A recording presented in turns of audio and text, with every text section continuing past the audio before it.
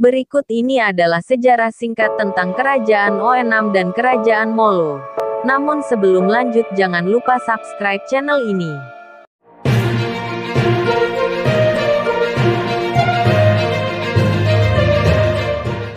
Leluhur orang Timor Tengah Selatan, TTS, merupakan hasil proses asimilasi antara penduduk asli, yakni orang Melus dan Keunjaman atau Keunlaban, atau disebut suku bangsa Kanurawan atau Kesnai, dengan pendatang dari Malaka atau Belu Selatan. Ada juga pendatang dari tempat lain, seperti Rote.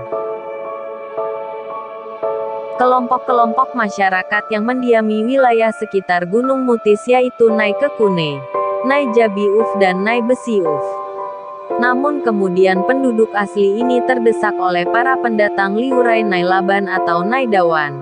Dawan sendiri merupakan sebutan yang diberikan orang Belu Malaka kepada orang-orang pegunungan, yang berasal dari Belu Selatan. Olah Kemali dari Rote dan leluhur Banu Naik yang diperkirakan berasal dari barat Pulau Timor. Mutis sendiri artinya 1. Genapkan, mempunyai makna. Semua marga yang datang ke Timor bagian barat berhimpun di sana, sebelum menyebar ke seluruh wilayah Timor bagian barat. 2. Tetesan air atau sumber tetesan air. Maknanya bahwa Gunung Mutis merupakan sumber aliran-aliran sungai besar di wilayah Timor bagian barat. Kedatangan suku bangsa dari Belu Selatan ke Mutis diawali dengan kedatangan Liurai Nai Dawan atau Nai Laban, yang merupakan putra kedua raja besar kerajaan Wehali di Belu Selatan. Nai Laban sendiri akhirnya dikenal sebagai Pahenakan dalam bahasa Dawan, artinya penguasa wilayah pegunungan. Penugasan Nai Laban untuk menguasai daerah pegunungan didasarkan alasan bahwa kerajaan Wehali berada dekat dengan pantai atau muara sungai Benanain, sehingga sangat kekurangan sekali air tawar pada musim kemarau. Oleh sebab itu mereka perlu untuk menguasai, memelihara dan mengamankan daerah hulu sungai Benanain yaitu di kaki Gunung Mutis. Selanjutnya Nai Laban akhirnya menurunkan leluhur bagi marga Sonbai dan Nisnoni di Kupang. Kemudian, datang gelombang kedua dari kerajaan Wehali menyusul Nai Dawan yaitu Fahik Bere dan Ivo Bere, yang nantinya akan menjadi nama leluhur bagi marga Kono di Niomafo, dan Oematan di Mollo, digantikan namanya oleh Nai Faluk. Sesuai dengan data yang ada Kono Oematan baru mendirikan kerajaan sendiri setelah runtuhnya kerajaan Oenam, yang menandai berakhirnya kekuasaan dinasti Sonbai. Lalu pendatang gelombang ketiga juga dari Belu Selatan. Mereka kemudian yang menjadi leluhur dari kelompok yang mendiami wilayah Amfoang dan Ambenu. Kemudian Olah Kemali menjadi leluhur marga Nope di Amanuban dan Banu Naik menjadi leluhur marga Banu Naik di Amanatun. Pemerintahan yang tertata secara teratur dengan wilayah kekuasaan yang jelas kerajaannya, baru dapat diwujudkan di wilayah Gunung Mutis pada generasi ketiga dari Nai Dawan, yakni Nai Lele Sonbai, cicitnya Nai Dawan. Kerajaan-kerajaan yang pernah berdiri dan berkuasa di wilayah TTS adalah Kerajaan Oenam, Kerajaan Amanatun atau Onam, Kerajaan Anas, Kerajaan Nenometa, Kerajaan Amanuban atau Banam, dan Kerajaan Mollo. Orang pertama di Mollo sendiri yaitu suku Molus atau Melus, dan Keunjaman atau Kenurawan, diduga kuat adalah bagian dari ras Papua Melanesia. Mereka digambarkan sebagai kelompok orang yang nomaden, bertubuh pendek, bermuka cekung berhidung pesek, berkulit hitam dan berambut keriting. Terutama pada suku Keunjaman terdapat ciri lainnya yakni berbulu dada dan berkaki jangkung. Dalam perkembangannya suku Molus dan Keunjaman terdesak oleh suku bangsa lain yang datang, yakni orang-orang dari Malaka atau Belu Selatan. Suku Molus yang terdesak kemudian menyeberang laut menuju Kepulauan Alor, disebut sebagai Metmeni, Kiuftasi. Sedangkan Keunjaman berpindah ke bagian barat Kerajaan Oenam. Mutis sendiri adalah cikal bakal pusat pemerintahan Kerajaan Oenam. Didirikan oleh Nailele Sonbai yang diperkirakan pada abad ke-15. Dengan wilayah kekuasaan mulai dari Biboki, Insana, Miomafo, Fatuleu sampai Noel Esfebano atau Tarus Kupang. Nailele Sonbai sendiri adalah anak dari Naifaluk. Sedangkan Naifaluk adalah cucu dari Naidawan.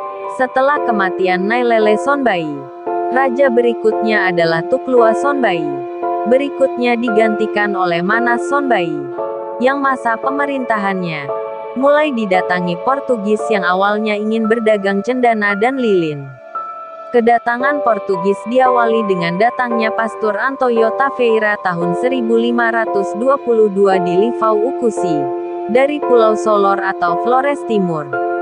Secara de facto pemerintahan Portugis dimulai di Timor tahun 1656. Atau lebih dari seabad kemudian ketika awal mula masuknya pastor-pastor Portugis. Permulaan pemerintahan dengan menempatkan Kapten Simão Luís ke Livau Oekusi.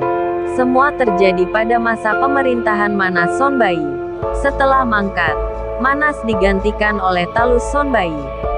Pemerintahan Talus sendiri mengalami perpecahan akibat kebijakan memasukkan hasil panen rakyat kepada raja. Penolakan itu datang dari Neno Sonbai, kakak kandung Raja Talus. Akhirnya Neno dan anaknya Naibaki Sonbai diusir dari kerajaan Oenam. Keduanya pun melarikan diri dan meminta perlindungan kepada marga Oematan atau Saubaki Oematan. Oleh Oematan keduanya disembunyikan di kaki Gunung Mollo. Sebelum akhirnya mereka mengungsi ke Kupang, ke kerajaan Helong. Peristiwa tersebut diperkirakan terjadi pada tahun 1650 oleh Raja Helong. Mereka ditempatkan di daerah Bakunas.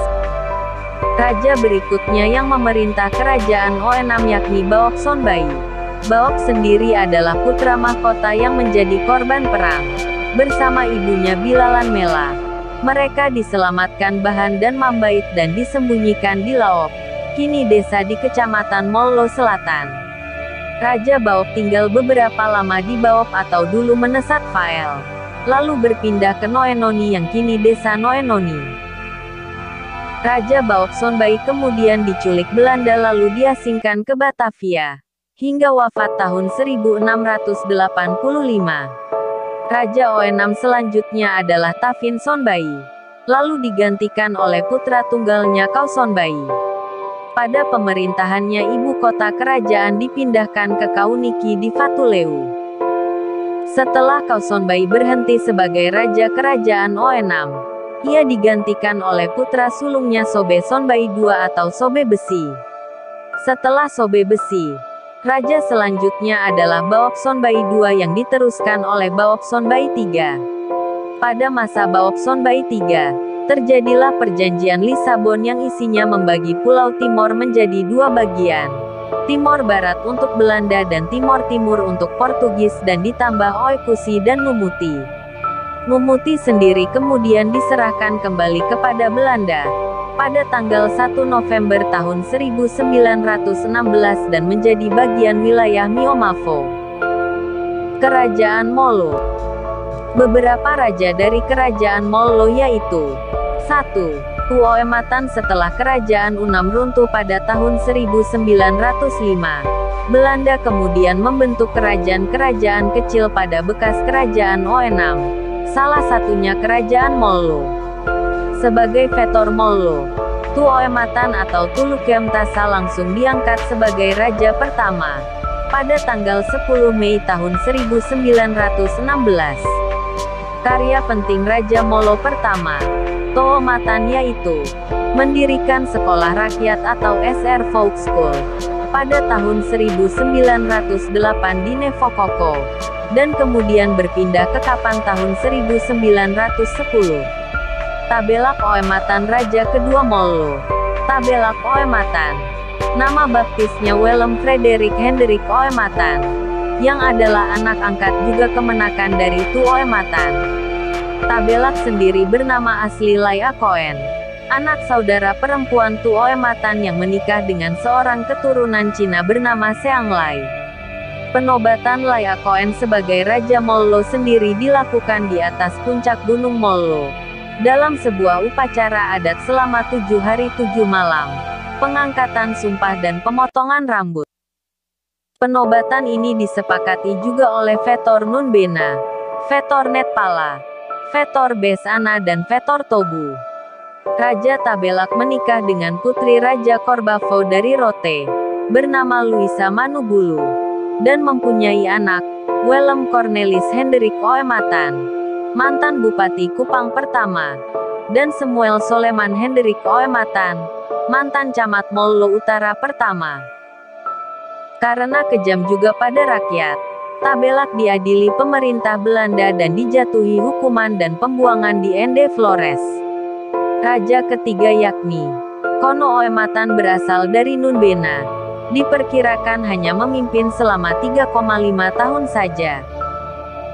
Sekian sejarah singkat Kerajaan Oenam dan Mollo. Terima kasih telah menonton video ini. Semoga bermanfaat.